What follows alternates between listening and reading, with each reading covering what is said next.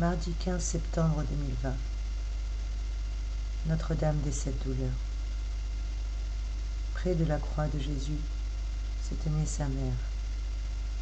Saint Jean, chapitre 19, verset 25. Méditation de ce jour.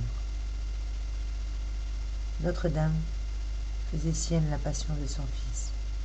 Ne partage pas le fardeau qu'il porte, mais le porte tout entier. Le fait de le porter à deux, loin de le rendre plus léger, l'augmente considérablement. Voilà pourquoi jamais la Sainte Vierge n'a paru si grande et si aimable qu'en ce moment, car jamais elle n'a pratiqué de plus sublime vertu.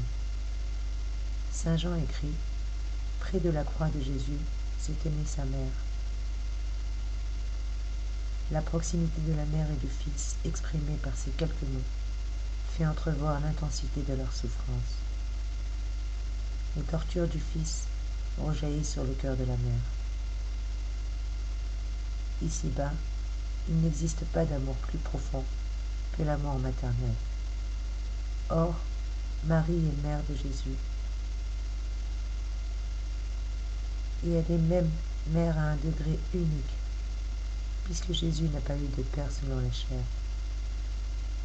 Son corps humain lui vient tout entier de Notre-Dame. Aussi, Marie aime-t-elle son Fils comme sa ressemblance très parfaite. Formée du plus pur de sa substance par l'opération du Saint-Esprit. Elle l'aime également comme son bienfaiteur, comme son sauveur, à qui elle doit tous ses privilèges de son immaculée conception, jusqu'à son Assomption. Et elle l'aime non seulement d'un amour naturel, mais d'un amour surnaturel. Son amour pour lui va jusqu'à l'adoration, car elle l'aime non seulement comme son Fils, mais comme son Dieu et son Maître.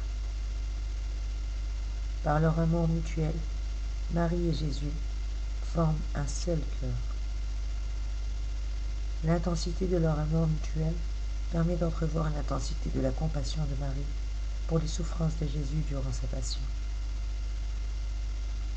Marie souffre à la vue de ses souffrances physiques. Au pied de la croix, elle voit les clous qui traversent ses mains et ses pieds. Elle voit la couronne d'épines enfoncée dans son crâne, et elle voit son sang, son visage maculé de sueur, de crachats et de sang. Elle souffre aussi de l'ingratitude des hommes, de leur oubli des bienfaits reçus et de leur mépris. Elle entend les blasphèmes des princes, des prêtres, mais elle entend aussi son Fils pardonner à ses bourreaux et lui confier ses dernières volontés. Femme, voilà votre Fils. Chapitre 19, verset 26. Puis après sa mort, elle le reçoit dans ses bras. Ô Notre-Dame, c'est pour moi que vous avez enduré ce terrible martyre. Votre souffrance, unie à celle de votre Fils, sont source de grâce. Par votre admirable patience, vous me criez « Courage, mon enfant, n'oublie pas que ta mère a souffert avant toi. Courage, mon enfant, après la peine viendra la récompense. » Prière de ce jour.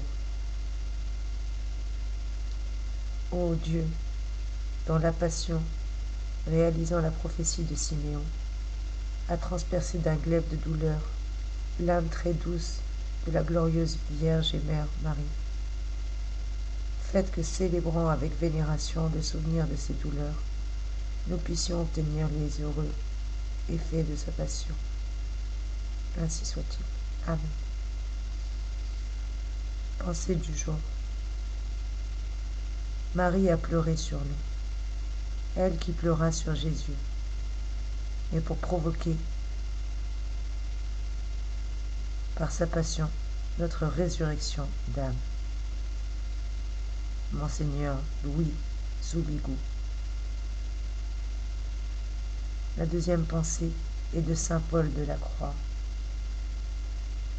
qui disait je prie la Sainte Vierge de baigner votre cœur de ces larmes douloureuses, afin qu'elle y imprime un continuel souvenir de l'horrible passion de Jésus-Christ et de ses propres douleurs. Voici les résolutions du jour. Première résolution. Lire lentement le Stabat Mater en priant pour la conversion des pécheurs. Deuxième résolution. Méditer souvent sur les souffrances que Marie, notre bonne mère, endura au pied de la croix où son cher fils était cloué. Troisième résolution. Prier pour les religieux et les religieuses qui se tiennent au pied de la croix comme la Sainte Vierge et Saint Jean.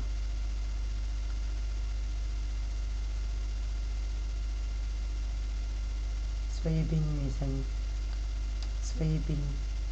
Gloire à Dieu au plus haut des cieux et paix sur la terre aux âmes qui l'aiment.